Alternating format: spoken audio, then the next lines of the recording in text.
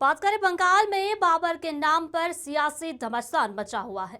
जुमे के दिन एक बार फिर मुर्शिदाबाद बंगाल की सियासत से सेंटर में है, जहां मुर्शिदाबाद जिस जगह पर बाबरी मस्जिद की नींव रखी गई, वहां जुमे की नमाज में हजारों लोग पहुंचे। इस मस्जिद की नींव रखने वाले तृणमूल कांग्रेस के निलंबित विधायक हुमायूं कबीर भी मौके पर मौजूद रहे। आपको बता दें कि देश के विभिन्न राज्यों के नेताओं ने बाबर के नाम पर बन रही इस मस्जिद को निर्माण को लेकर नाराजगी जाहिर की है।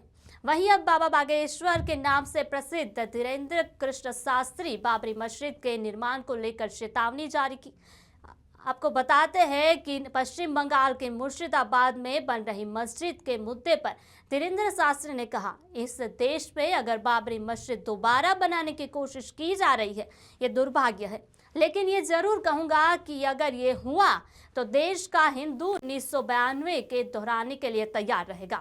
ये हिंदुओं के खिलाफ विदेशी आक्रांताओं की साजिश है। बाबरी की बात हुई तो हम बंगाल क्यों कि बाबरी बनी तो बाबा आएंगे। बंगाल से लेकर कश्मीर तक हिंदुओं के खिलाफ बोलने वालों को जल्द ही मुंहतोड़ जवाब दिया जाएगा। देखिए, बाबरी मस्जिद की नींव रखने के ठीक 2 दिन बाद हम कोलकाता गए। वहां पर परेड ग्राउंड में एक साथ 5 लाख गीता पाठ का पाठ भी किया और इसलिए हम गए कि हमारा जाना बहुत आवश्यक था। हम किसी भी धार्मिक परंपरा मानने वाले लोगों के खिलाफ नहीं हैं। उन्हें अपनी पूजा पाठ करने का पूर्ण स्वतंत्र अधिकार है। 1947 में भारत की आजादी के बाद तो संविधान के तहत कोई भी अपनी देवी देवताओं का, किसी भी मजहब का व्यक्ति अपने देवी देवताओं का स्थान बना सकता, लेकिन विदेशी आक्रांता के नाम पर, बाबर के नाम पर यदि देश में कोई भी स्थान बनाया जाए तो ये इस देश का दुर्भाग्य है। और निश्चित रूप से हम ये बात कह सकते हैं कि फिर से हिंदू 1992 दोहराने के लिए तैयार रहेगा। 1992 दोहराने के लिए हिंदू तैयार है। लेकिन मैं सवाल ये है कि आज भी 2 लाख लोग जुटाए गए, क्या ये हिंदुओं के खिलाफ एक साजिश चली जाएगी वहाँ पर? कहीं ना कहीं निश्चित रूप से विदेशी आक्रांताओं के नाम पर ये धार्मिक उन्माद फैलाने की तैयारी है। और हमें इस बात का दुर्भाग्य भी है कि राम मंदिर जब बना था तो बहुत लोगों ने कमेंट किया था कि वहां अस्पताल बनाया जाना चाहिए। अब बाबरी मस्जिद की जब बात आई है तो उन लोगों के मुंह में कैंसर हो गया।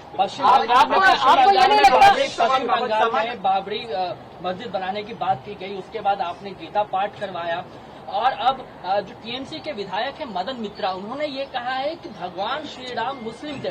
कहीं ना कहीं आपको लगता है कि इस तरीके की बयान देकर, देखिए, राम आस्था का विषय है, राजनीतिक एजेंडे का विषय नहीं है। इस प्रकार की बातें फैला करके सिर्फ उन्माद फैलाया जा रहा है। राम पर श्रद्धा है तो आपको पूजा करनी चाहिए, नहीं है तो मुंह बंद रखना चाहिए। हम जैसे किसी भी मजहब के खिलाफ नहीं बोलते। हम भी भारत के लोगों को यही सलाह देंगे, देश का भला चाहते हो तो किसी भी मजहब संप्रदाय के खिलाफ ना बोलें। हम इस देश में हिंदू मुसलमान, हम इस देश में अंगड़ा पिछड़ा, हम इस देश में जातिवाद नहीं चाहते, हम इस देश में राष्ट्रवाद चाहते। उन्होंने बाबरी की नींव रखी, हम गए, क्योंकि बाबरी बनेगी तो बाबा आएगा।